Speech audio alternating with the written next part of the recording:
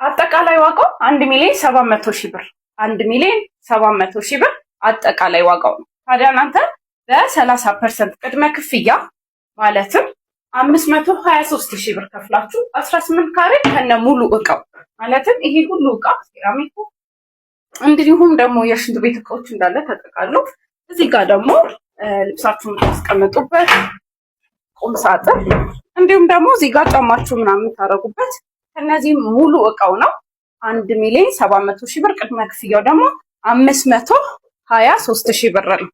ይሄ 18 ካሬ ነው። እንደምታዩት ከ2 ዓመት በኋላ ነው የምትረከቡት።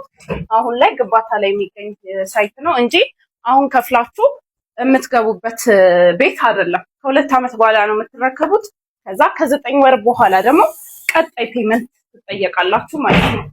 ለበለጠ መረጃ ሳይቱን ለመጎብኘት ታች ባለው ስልክ ይደውሉልን። እናመሰግናለን።